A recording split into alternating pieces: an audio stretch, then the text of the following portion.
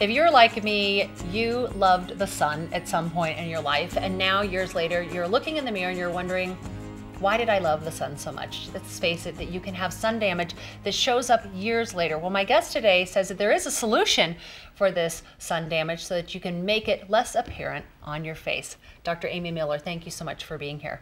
Thanks for having me. So what do you have to say to all of us sun worshipers out there? Well, stop. Don't do it anymore. But yes, I'm with you. When I was growing up in the 80s, and it was a healthy tan, which is an oxymoron, of course, because there's no such thing.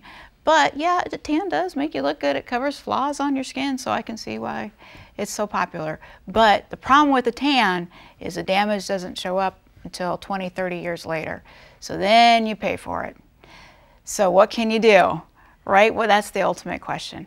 Well, first of all, I tell people we need to get on a good skincare routine. I love to put something called Retin-A or tretinoin, which is a topical vitamin A, into their skincare routine. It's one of the few things that you can put on the surface of your skin that can penetrate into the dermis and directly stimulate fibroblast cells in the dermis to make collagen. And collagen is the key with our skin, because once we lose collagen, things start to sag, we start losing elasticity, the pores start to gape, and we just start looking old. So anything we can do to preserve that collagen is important.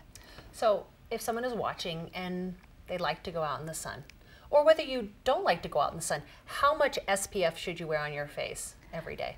Well, I was taught in medical school that 15 is fine.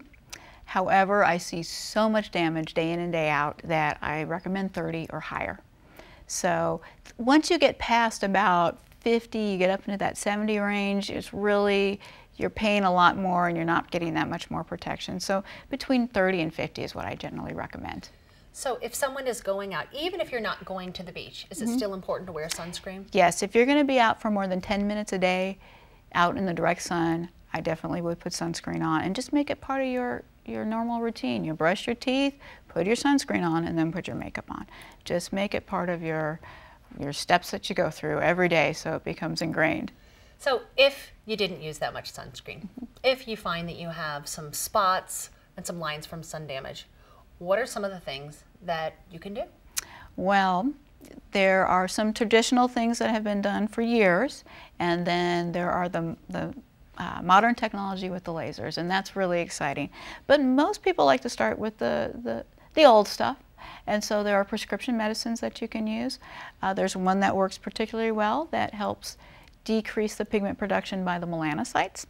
The melanocytes have been stimulated by that UV damage from years ago, so they remember that and they keep producing pigment. So you want to calm them down and relax them. So there's medications that help with that. My favorite thing to do is something called enhanced skin rejuvenation, is where we use 2 different lasers to eliminate sunspots and melasma-type hyperpigmentation and telangiectasias and redness, all things that happen because of sun exposure. So you are a board-certified laser surgeon. Yes. And if someone wanted to come in and have that treatment done, where would they find you? They can look online at www.stlouisskin.com or call us at 314-543-4015. Thank you so much, Dr. Thank Miller. you. Yeah. Ask your doctor, Dr. Amy Miller.